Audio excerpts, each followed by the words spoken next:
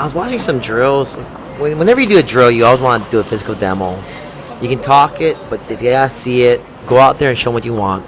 We want first volley from the service line, deep. We want them to close in, go angle. Look at the follow through I'm showing them, and go really close and go super angle. And I'm just doing a super angle because it's fun, it's challenging, it's difficult for them to do. But this is an interesting lesson because I have a righty and I have a lefty, and that makes it difficult because I gotta show both things at the same time, and they don't speak English very well, half and half. So I think there's like 60% to 70% retention. So I must do a lot of demonstrating. Okay, so we go through the warm up and have them come get closer. They're not comfortable moving in yet, and we want to progress to our soft toss drill. And the reason I went to the soft toss drill is I noticed that they're not coming through the ball the way I want them to. And you have to watch this when you're doing drills and you're feeding people balls. They might be making the shot, but they're not doing what you want them to. You want them to come through the volley and make it very firm. What makes a volley a good volley is the ability to volley from the service line. Anybody can volley once you're close to net, but that first volley at the service line requires a lot of form and technique. And if the technique and form is poor, the shot will be poor. And that's why I went to a soft toss drill.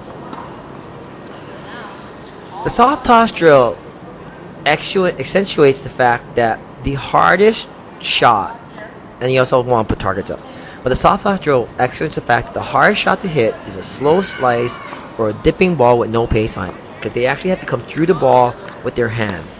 I'm reminding them to step forward, transferring weight to their foot and transferring weight to their hand.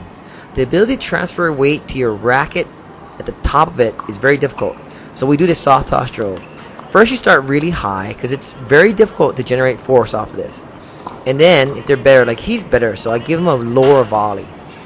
Okay? The ball is almost vertical when they make impact. And that's what you want to see happening, because by having the ball almost vertical on impact, they're generating all the force. They have to force the racket through the ball. They have to punch the volley and really accelerate the racket, or you don't get a good volley. You also want them to continue to reinforce the angles. The closer you are to the net, the more angle you can get.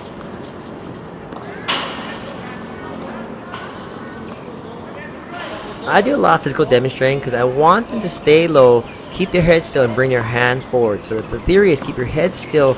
Don't let the head bob up and down, because when your head bobs up and down, your racket face will bob up and down. You want them to stay level, using their knees to get low, keeping the head still, moving the hand forward to the shot. And I do a lot of demonstrating with that. Notice I'm seeing the ball lower now. So they have to get lower. They have less time to react to the ball because it's a quicker toss. Okay. Earlier when I was doing the vertical thing, now I'm reminded about keeping the racket close to their head and punching that hand through the volley. Very difficult thing for people to do because I don't think volleying is a very natural thing. Try to show more than one view of the same shot. The lefty is actually really good at volleying. He got them much better. Now what you need to do is we need to volley from the service line, because this is a little bit harder because I'm a little farther away and it's a little bit more real. And you want to keep the drills as real as possible. So the drill here was hit to me and come in an angle. Hit to me, come in an angle. And notice I'm not really doing much for my volley. I'm just keeping the ball in play. Because you're trying to build confidence. I'm trying to give them a soft shot.